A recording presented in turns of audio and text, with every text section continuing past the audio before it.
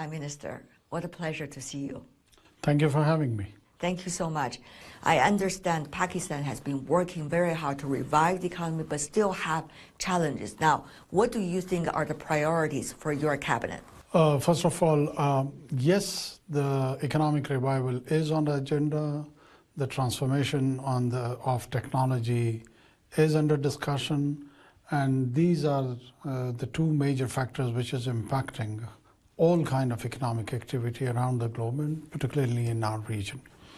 There is a discourse between the global north and south, between east and west. There are issues about the different conflicts and different flashpoints, and how does it is impacting the supply chain and overall economic activity. Mm-hmm.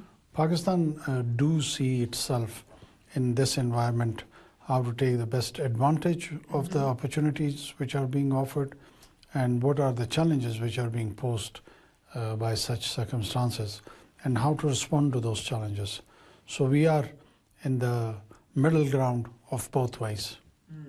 Financial challenges is one of the things some governments are dealing with. I know you are also working very hard on that. What do you think can be the starting point? In other words, the best remedy? Well, domestically, we need to focus on spending less and earning more. When the government size is not that big, it's a good news.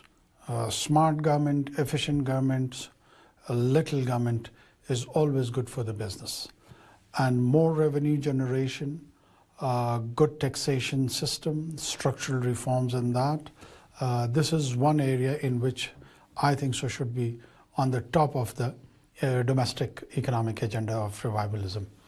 And then taking opportunity, what is being offered in the region, in the manner the BRI is offering under the leadership of President Xi. This is another area which Pakistan should be very focused and is focused to take full advantage of that. The relocation of industry from the China, it is going towards Southeast Asia, South Asia, many parts of South America. Pakistan should take best advantage of that and convert itself into a viable economic entity, and the manufacturing sector can become a hub for the whole of the region if we bring the right kind of policies when it comes to the energy and its pricing and the rest of the associated ecosystem. The right kind of policy, that's a very general term. I would love to dig a little bit more about that. To you, what is the so-called right kind of policies? By right kind of policy, I mean that we have to encourage the business in a competitive manner, provide them the competitive rates for electricity. If we are producing expensive electricity, we cannot subsidize businesses. We cannot provide them the rates which are more competitive in the region for the production cost. So this is one area I feel is the most important, where we need to rationalize our policy and bring the market rate to a level where the industry becomes more competitive. We have got the cheap labor, we have got the right kind of the skill. So once we introduce the right energy policy, we would be, I'm pretty much sure, in a position to become a manufacturing hub in the region. The right kind of the energy policy is that you give electricity per unit which is in competition with India, with Bangladesh, with Sri Lanka, and under more or less under 8 cents per unit. Timeline for that? Sooner the better. but industrialization is one of the area where we are focusing on special economic zones and bringing all these policies where the FDI would directly take advantage from such kind of interventions from the government side, and we should only do the progressive taxation of those business entities and let them grow. You mentioned about the Belt and Road Initiative last year celebrated already the 10th anniversary. We also see a transition about the areas and the ways of doing things regarding BRI. Earlier there was massive investment on infrastructure, different parts of the world. Now there seems to be more focus and targeted with green development and sustainability. So what does that mean for the kind of cooperation between China and Pakistan as a result of the focus and the style changes? I think so. There are many opportunities when it comes to all these initiatives under these sustainable and green initiatives, and the kind of opportunities it is offering, which I was referring towards the relocation of the industry, the climate change and its global responsibility, production of clean energy, and for the consumption, best consumption practices for the populations. This would be an area where innovation would be counted, where new technologies would come in, and where... And also massive investment, by the way. Of course, massive investment, which definitely China has got the capacity to cater for such investments, along with its partners. But Pakistan is a mid-sized country which can benefit a lot from this. As they say it in China, that when China grows, everyone grows. So when China benefits, everyone benefits. The Chinese model, the best part about that is that it believes in economic intervention, it believes in the win-win situation, it believes in mutual coordination and cooperation. So when you have such an attitude, the creativity comes, the new solution-based approaches develops, and the human journey, I think so it is, it goes further. Mr. Prime Minister, it's very articulative when you say when China grows, everybody could also have an opportunity to grow.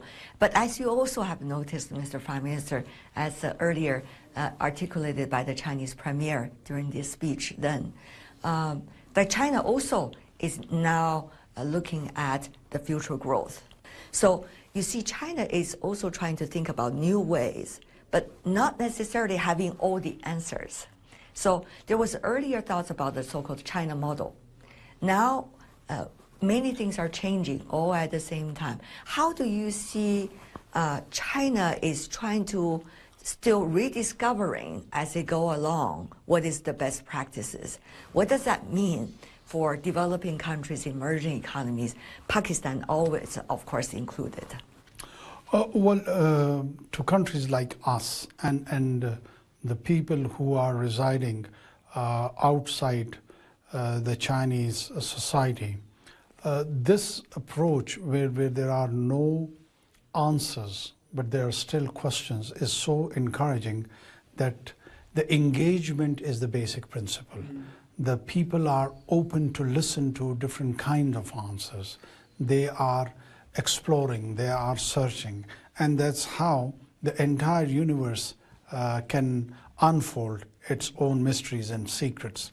The challenge becomes, or the issue becomes, when there is an attitude of rigidity, that there is a fixation, that a typical kind of political system or economic system would give the entire answers for all the panacea of the world.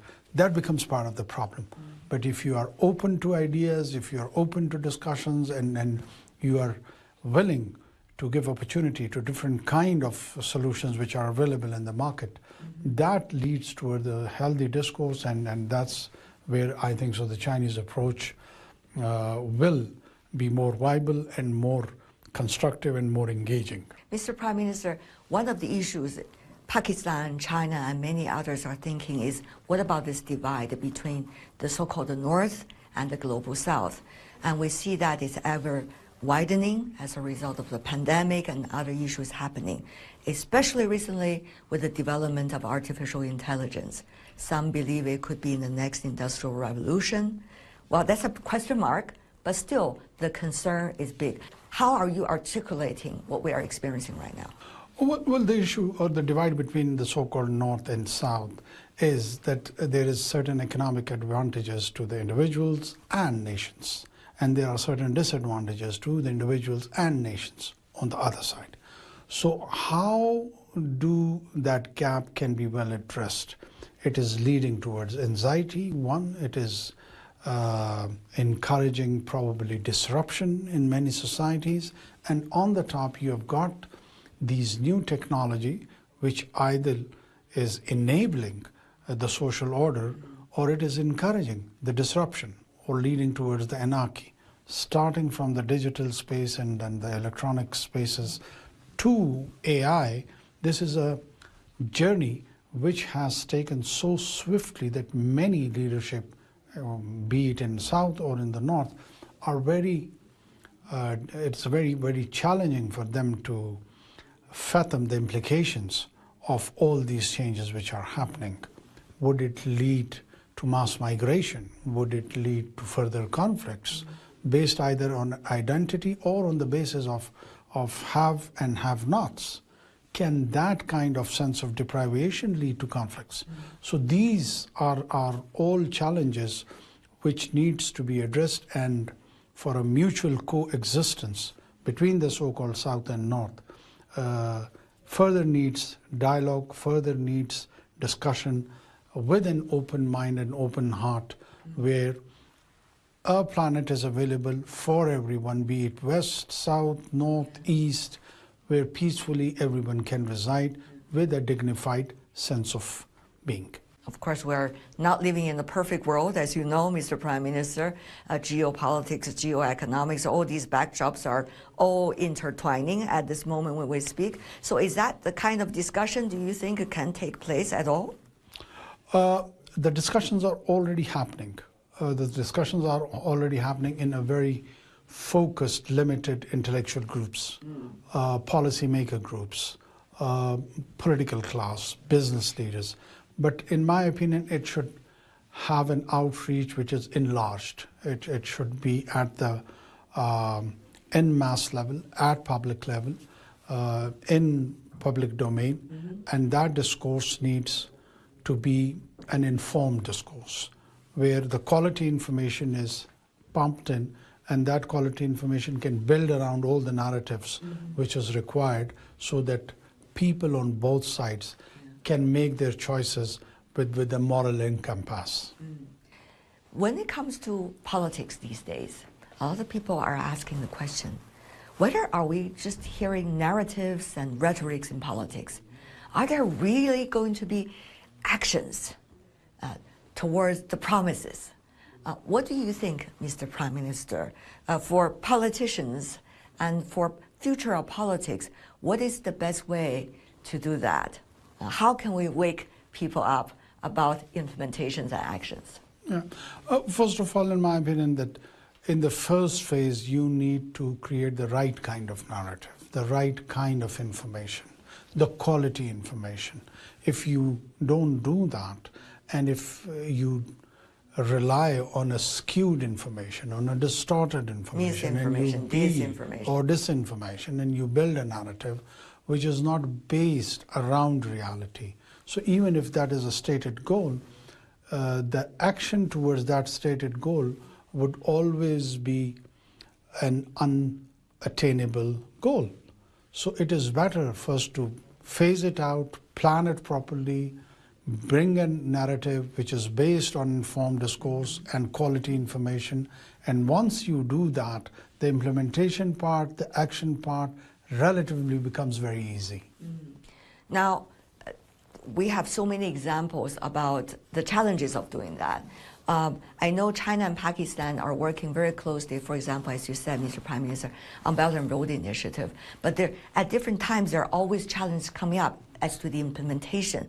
You earlier articulated that very well in different interviews. So how do you see now, which stage are we in implementing some of the earlier plans, and what are some of the takeaways you have along the way? We have already achieved a phase of PRI, that is the CPAC's first phase, and we are benefiting from all those early harvest projects. The second phase, I feel we are entering into that, and we do need to do more deliberation when it comes to the second phase, and the connectivity around those trade and industrialization event which we anything into the action. And both sides are engaged. We have developed a lot of our connectivity, road, air, and the rest of the connectivity corridors.